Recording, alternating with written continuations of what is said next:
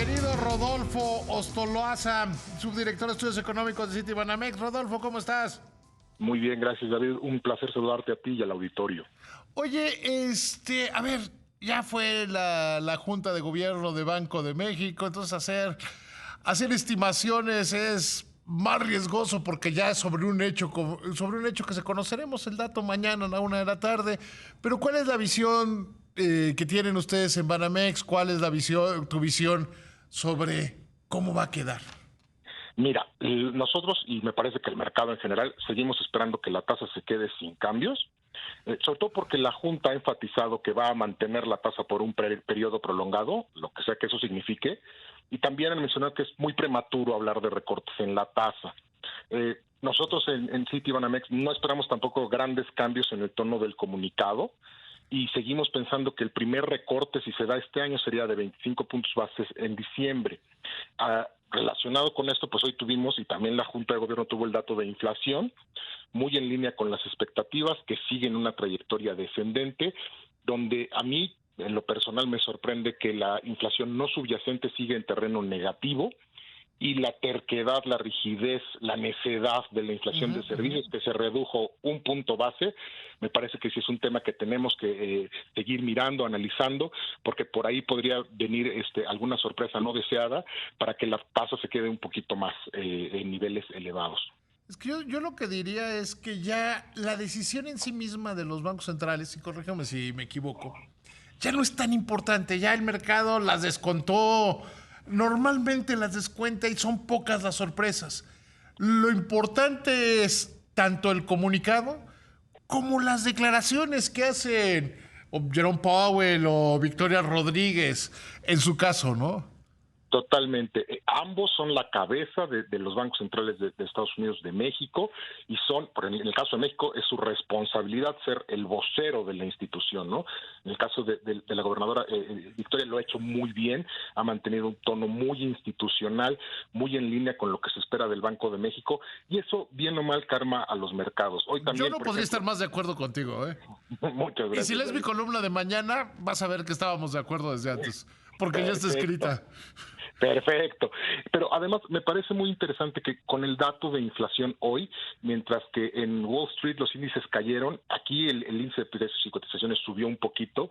Yo creo que leyendo o interpretando esta lectura de un buen dato de inflación que sigue en esta trayectoria descendente, el tipo de cambio del que hemos estado platicando, también ya se muestra otra vez en niveles estables, con una trayectoria que sigue incluyendo depreciaciones en los futuros para el año siguiente, pero digamos que la pendiente como tal no ha cambiado, no se perciben riesgos adicionales. Y sobre lo que mencionabas de las sorpresas, sin duda, este papel de dar un buen rol de comunicación, no solo a los especialistas, sino al público en general, ayuda mucho. Lo que pasó en Japón la semana pasada con este nuevo manejo de la curva, eso sí fue una sorpresa y eso sí tuvo implicaciones acá. Sí, claro, porque, a ver, platícale al auditorio un poco lo que pasó en Japón para que no monopolizar la conversación. No, al contrario. Hasta donde llego a entender, como estaban el diferencial de tasas en México y en Japón, lo que hacían los inversores era pedir dinero prestado en Japón y venir a ganar el rendimiento de la tasa en México. No es la tasa objetivo, digamos que es la TIE, lo que sea. Y ese diferencial era muy grande, entonces tenían una ganancia por el tipo de cambio y otra ganancia por el diferencial de tasas. Ante esta noticia del Banco de Japón de que probablemente después de creo que 40 años iban a empezar a pensar en modificar cómo controlan la curva de las tasas de interés, es decir, ahorita está invertida en todos los mercados, pero bueno, digamos que esa es una de las vías que tiene el Banco de Japón. Los quienes están metidos en ese trade, en ese negocio, decidieron deshacerlo y eso tuvo un impacto que no fue menor en la cotización yen peso. Y eso se tradujo en la cotización que nosotros conocemos todos los días de dólar peso. Pero fue un evento aislado que no tuvo grandes implicaciones en la economía nacional, no se cerraron fábricas, no pasó nada de eso, y precisamente fue un fenómeno financiero. Lo de hoy con el dato de inflación es como un dato real que viene del mercado, que es la inflación, puede generar que las expectativas en los mercados accionarios vayan para arriba. Entonces fue un dato que se interpretó bien, pero como bien mencionas, ya traen descontado que no va a haber un movimiento de tasas por lo menos de aquí al último trimestre del año, ¿no? Esa es la pregunta. ¿cuándo se van a mover las tasas? Porque hay algunos de tus colegas que ellos calculan que sería hacia diciembre. Yo creo que va a ser a finales del primer trimestre y no me sorprendería que fuera a principio del segundo. Pero tú o ustedes en Banamex, ¿cómo lo ven? Fíjate que es lo bonito de las expectativas. El lunes que publicamos nuestra encuesta Citibanamex de expectativas, una de las cosas que vimos justamente en ese tenor es que ya había varios analistas que decían esto va a ser en febrero del año que entra, ¿no? El primer recorte iba a ser de 50 bases, mucho más agresivo que el escenario central que traemos nosotros de un recorte en diciembre de 25 puntos bases. ¿Por qué? Porque la inflación se ha mantenido dentro de lo que se está esperando, no ha tenido un impacto directo también en la actividad económica, el PIB creció muy bien en el primero y segundo trimestre, en la primera mitad del año, y aunque el Banco de México, su objetivo explícito es cuidar el poder adquisitivo de la moneda, le hace combatir la inflación y que esté en un rango de entre el 2 y el 4%. La realidad es que también ven cómo está la actividad económica y esto se ha comportado bien. En ese sentido, si bien hay incertidumbre normal y natural, eso es lo que esperamos del comunicado de mañana, que libere estos riesgos que estamos viendo y que siga en el mismo tono que se ha dado, diciendo, bueno, hasta el momento vamos bien, pero la tasa no la vamos a mover. Nosotros lo vemos tal vez a finales de este año, y en el caso de Estados Unidos los mercados ya descuentan que no va a haber movimientos, pero aún hay especialistas, nuestros colegas de Nueva York, por ejemplo, de Citi, que dicen todavía es posible otro cuarto de punto porque la economía sigue fuerte, no se han visto los efectos, etcétera, etcétera. Entonces, Yo estaría más de acuerdo con ellos, ¿eh? Yo creo que es preferible moverte desde niveles muy altos hacia abajo que empezarte a bajar antes. O sea, si pueden, si está creciendo la economía de los Estados Unidos, si están en pleno empleo, pues todavía pueden guardar canicas, ¿no? Sí, pero ese es el gran reto de la política monetaria en México, en Estados Unidos y en el país que me indiques que sea, digamos, dentro de un modelo capitalista. ¿Por qué? Porque trabajas con base en expectativas. Tú esperas que la inflación dentro de un año, 18 meses, 2 años, ya esté dentro de tu rango, porque ese es más o menos el periodo en el que opera la política monetaria a través de los diversos canales. Entonces, trabajar con expectativas es muy difícil. Por eso el rol de comunicador, y regreso al principio, es tan importante, porque tienen que saber manejar las expectativas, ¿no? Sí, no, porque tiene... Además, mira, alguna vez yo le oí decir en una plática privada, que no era ni siquiera era entrevista, Agustín Carstens, me decía que la política monetaria es como tratarle de atemperar, poner la temperatura adecuada en una tubería muy larga. Es correcto. En un hotel o en un lugar. Que si le mueves tantito, te puedes quemar o te puedes congelar. De momento. Entonces, que tienes que ir. Bueno, si le bajo tantito, cómo se va a mover y todo eso. Y yo creo que pues estamos en ese nivel. O sea, estamos justo en ese nivel de cómo va a venir la inflación. Decías, y con razón, que la inflación subyacente se niega a ceder. Sobre todo la de servicios, esa es la que a nosotros nos está preocupando mucho, y me parece que también el Banco de México ha sido claro que les preocupa, porque en efecto no cede, y esto tiene que ver con muchos factores, entre los que consideramos es este cambio que hubo en las canastas de consumo de menos bienes, más servicios. Pues por supuesto que ha afectado, y esta contención que tuvieron los servicios tanto en precio como en cantidad debido al COVID, que ya se ha recuperado poco a poco en cantidad y en precio, y ya no es sencillo que simple y sencillamente bajen los precios. Para que tengas una idea, de todos los genéricos del INPC, más de la mitad, más del 52%, tienen crecimientos de más del 6%. Es muchísimo, porque quiere decir que más de la mitad de la canasta está creciendo al 6%. Por eso no terminamos de aterrizar. Cada vez son menos, empezamos con muchísimos más, cada vez son menos, se va atemperando, se va enfriando la economía, pero todavía falta un tramo. Lo que es importante esto, las expectativas, por ejemplo, en la encuesta del lunes, lo que nosotros vimos es que en general los analistas subieron sus proyecciones de crecimiento de 2023. ¿Por qué? Porque el dato del segundo trimestre estuvo por arriba de las expectativas, del consenso, ¿no? Que era 0.5, creció 0.9, y ahora en la mediana está en 2.7, que es un número muy bueno para la economía mexicana, considerando que en su momento, hace unas semanas, meses, se hablaba de una posible recesión en Estados Unidos que también ya patearon. En cuanto al tema de política monetaria, en México empezó antes la acción, digamos, positiva de incrementar las tasas. En Estados Unidos se tardaron más, se tardaron 12 meses. En Banco de México en 3 o 4 ya había subido la tasa en cuanto se salió del rango. Algunos en su momento lo criticamos de que había empezado tarde, pero al final del día empezó antes que Estados Unidos. Y eso le permitirá al banco bajar antes que en Estados Unidos sus tasas de interés, ¿no? Sí, oye, fíjate que, a ver, ¿a ti qué te parece? Acaba de liberar la Secretaría de Economía y en México recibió 29,000 millones de dólares de inversión extranjera directa en el primer semestre. Muy buen dato, ¿no? Depende, porque hay que ver qué es reinversiones, lo que nos pasó en el trimestre pasado, que el 90% eran reinversiones y muy poquito eran nuevas inversiones, pero viendo los componentes de cada uno podemos ver si ya Reinversión de utilidades 78%. Sí, pues Cuentas entre compañías 15%. Nuevas inversiones nada. 7%. Sí, muy similar a lo que tuvimos en el primer trimestre.